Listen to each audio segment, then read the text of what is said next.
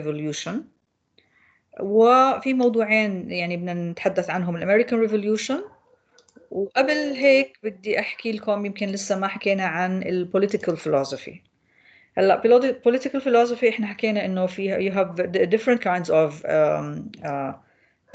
philosophies or branches. One of them is political philosophy that reflects the Western thought and culture. To tell you the truth, we are talking here about philosophy from the dimension of politics. So it's not politics, it's philosophy from the dimension of politics. Now, going back to our definition of philosophy, if you want to raise this question, what is it? It says, to remind you, studying general problems. Some of the problems may be about existence, some of them may be about knowledge. So it's the questioning about existence, questioning about knowledge, about values, about reason, about language. Okay, but here in this specific branch, we are talking about politics as such. So, and why do we study philosophy? Because we want to raise deeper questions, to get into the essence of it. Okay, maybe we have something that we are not sure about.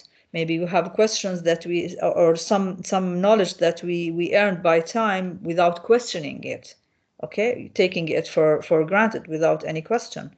Now, as you know, we have the importance of philosophy is it helps, or it enables us to think deeply, to think in carefully, we can say, in important issues, and by contemplating them, learn how to, in a way, take steps in every day thinking. How to think deeper and how to think in bigger questions, especially when we think about what goes beyond what is clear behind us. Now, we need here to concentrate on different things. Also, we need to learn how to think. So it gives us a way of, let's say, skills, mental skills, thinking skills. It also sharpens your analytical abilities. It enables you to identify certain problems and to be able to evaluate. And evaluation here, when you talk about evaluation, you think about strengths and weaknesses in anything, and how to develop your ability of thinking independently. Now, why is this important to political philosophy? Because in any political situation, we need to think about it in a very, let's say, deep way, very analytical. We have to evaluate it without any bias.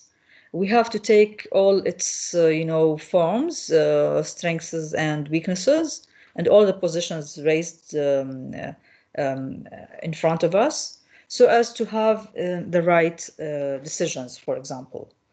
And to evaluate this, you have to think independently. Without, of course, you will be affected by nature, by environment, by your ideology, the way you are raised, the things that you believe in, and so on.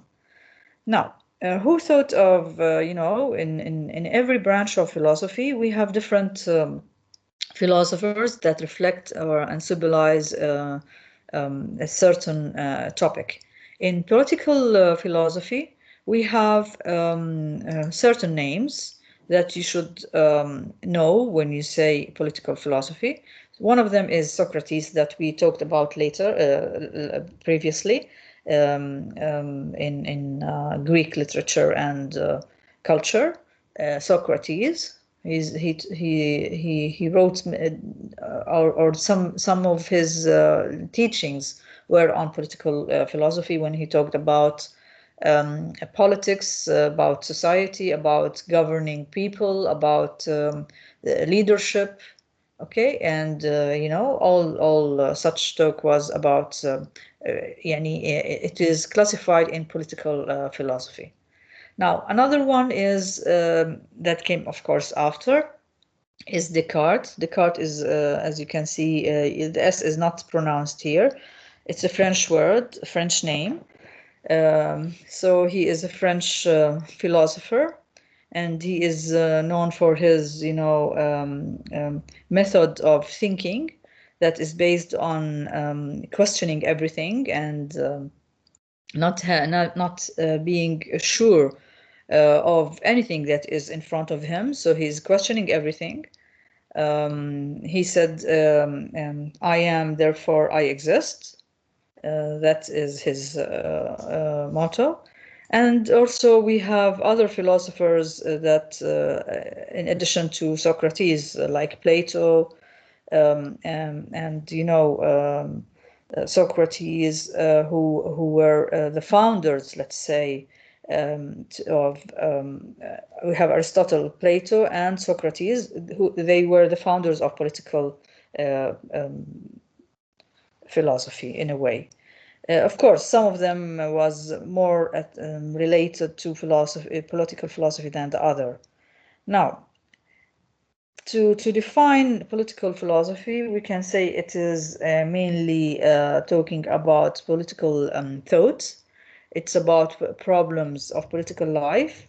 It's about trying to understand and solve problems in political life, such as liberty, justice, property, rights, and laws.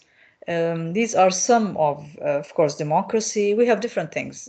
These are some examples of topics related to political, or that political philosophers deal with.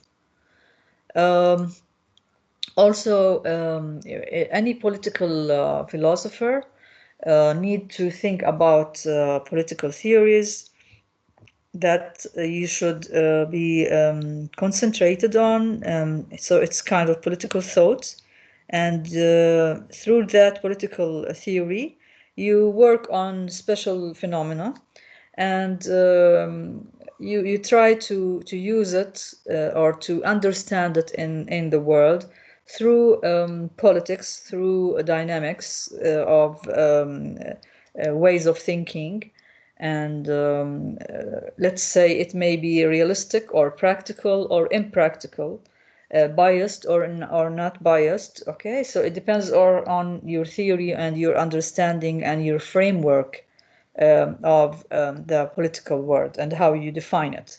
So there's no one thing that is accepted by all people. So we have different theories, as in all humanities and humanitarian studies, different theories in political philosophy, and you acquire one of them, and you, based on that theory, you try to understand what is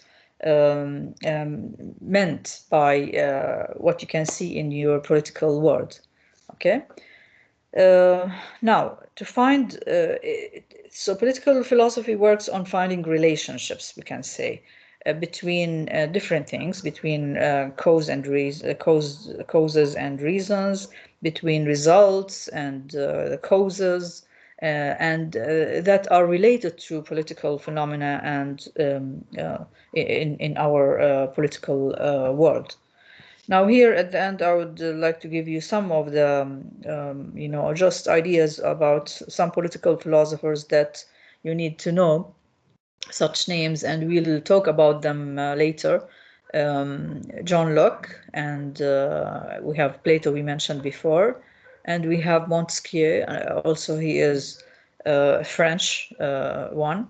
You have so different names that I'm sure we'll go back to later and talk about each one in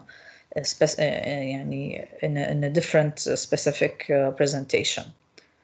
Okay, so that's the presentation that I wanted you to talk about and to listen we'll discuss it now, and I'm ready to listen to your